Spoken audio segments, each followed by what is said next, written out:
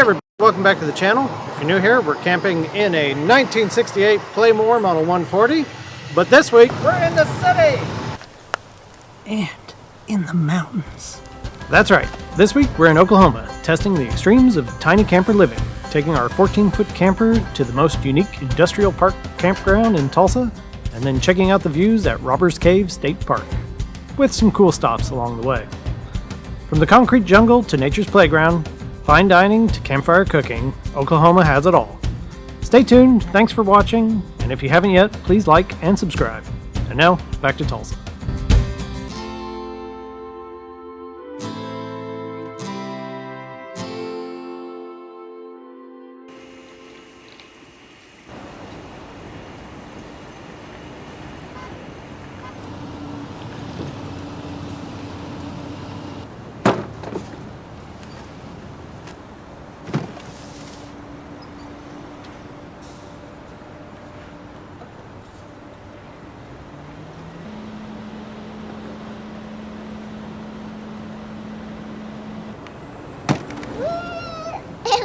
Like a piece of bread. So we've come down to Tulsa, Oklahoma to stay at a really cool urban campground called West Bend RV Outpost. And it's in kind of an industrial park that has been renovated and converted into, well, I don't really know, sort of like a artist space. There's like some Airbnbs you can stay at. There's a bunch of like classrooms for art classes. It is just super, super cool. And the restrooms and the showers are definitely the nicest showers I have ever used.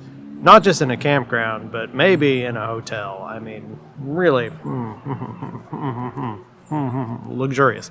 There are a lot of, nice things about camping in an urban environment that you don't necessarily get with camping in a rural setting. I mean, of course, we all want to, get away to the woods and the mountains and seclusion and quiet and everything. But if you have a nice small camper that can navigate the urban environment, why not stay in an urban campground? It's undoubtedly going to be a bit cheaper than staying in a hotel, and you may have some super cool extra amenities that you otherwise wouldn't get. But here in Tulsa, Oklahoma, there's a place called the Gathering Place, and it's this amazing urban park. Simon's going to love it. So we're going to go hit up the Gathering Place and then grab something to eat and then probably call it a night.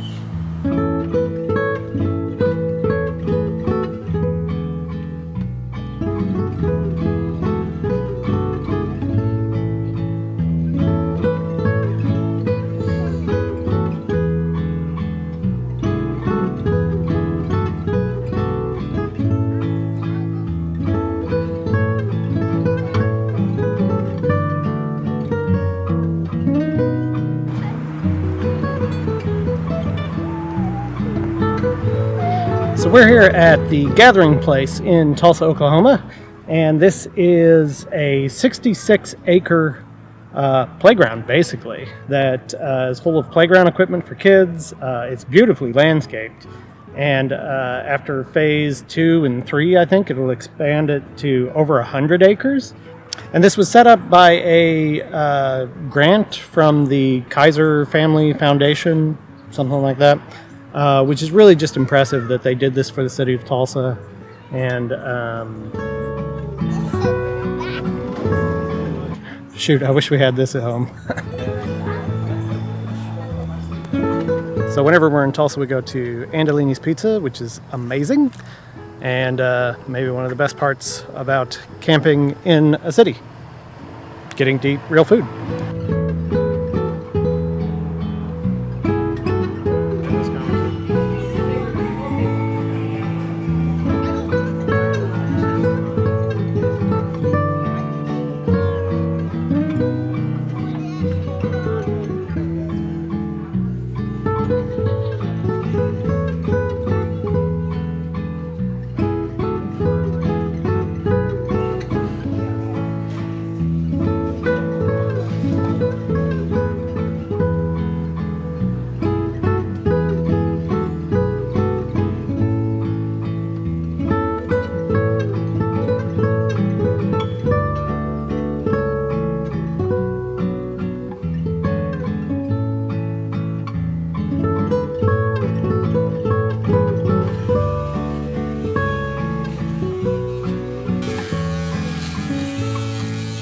Well, I think that's going to do it for us here at West Bend RV Outpost. We've got a couple more stops to make, and then we're heading on to the next thing.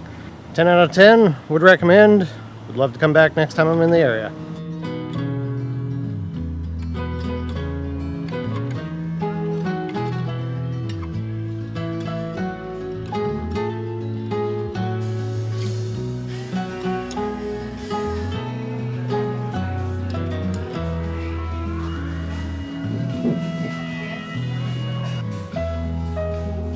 And of course, if you're in Tulsa, you've got to stop by the Golden Driller and take a picture.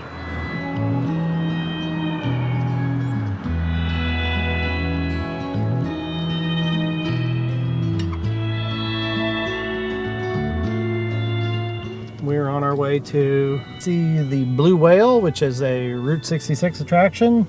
I also don't know where I'm going, so. Whoa! Need to get a GoPro.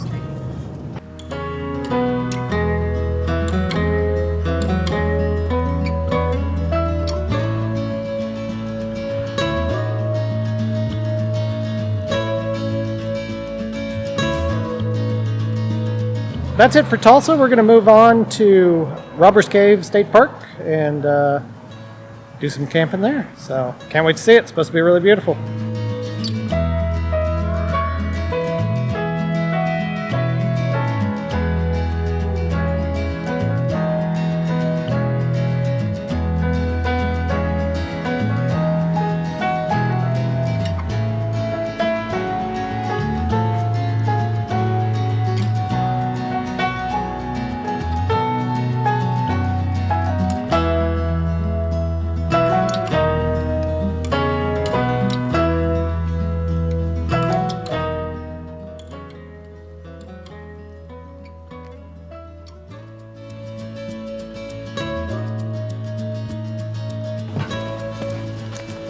The Level Mate Pro here.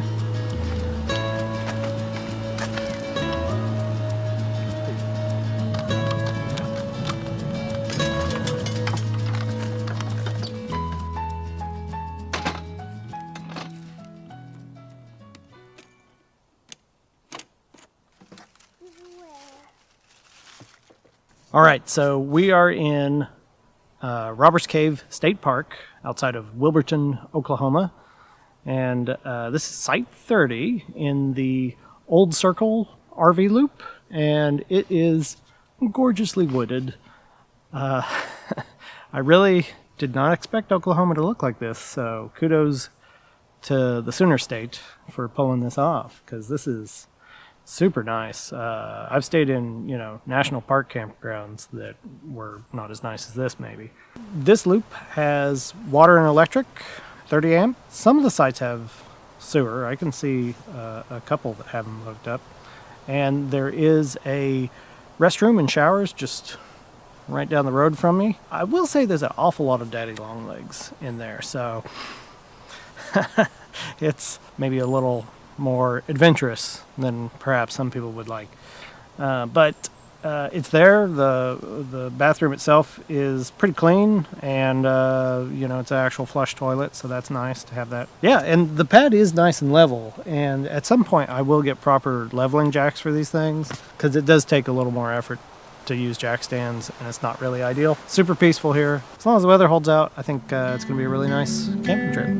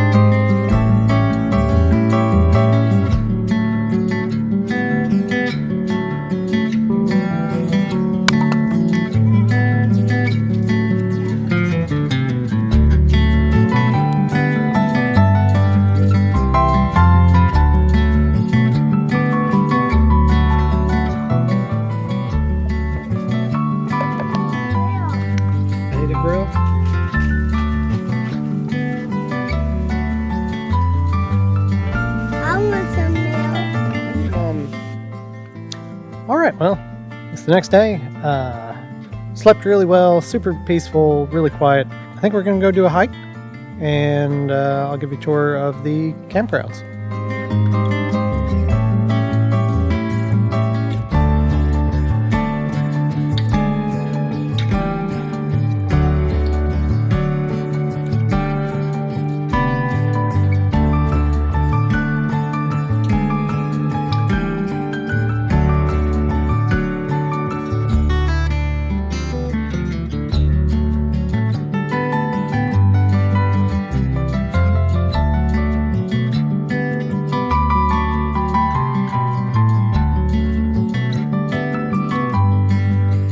Okay, so we stopped in at the gift shop here and got a couple of souvenirs and talked to Donna, who did a wonderful job telling us all the little secret things to see on the hike back to Robbers Cave. So we're going to go check that out, but first we got to stop by this little playground here so Simon can check that out. Yep.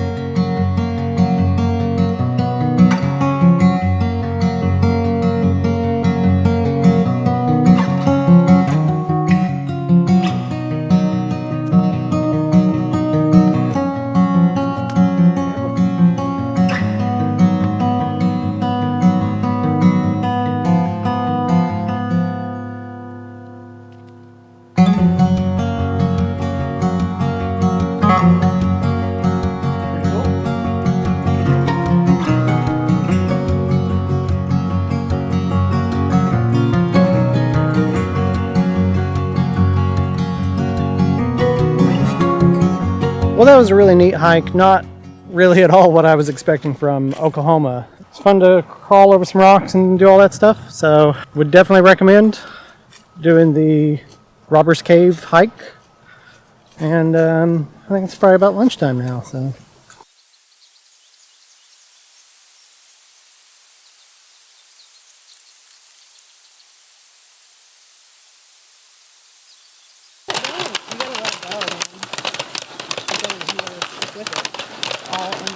So, which mode of camping is better, city or mountains?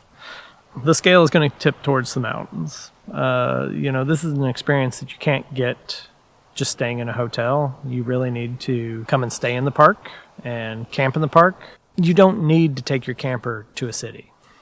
You can, 100%, especially if it's small like this. For the ease of just getting away and going and doing whatever you wanted, whether it's in the city or in state park, national park, whatever, you can't beat a tiny camper. Final thought, I think a tiny camper is great no matter what type of camping you do. It works great in the city, easy to get around. It works great in the mountains. You don't have to worry about what kind of roads you're taking. It gives you a nice, sheltered, comfortable place to sleep, which what more do you need than that? Yeah, so thanks for watching. Thanks for following along. Make sure and like and subscribe, and we'll see you in the next one.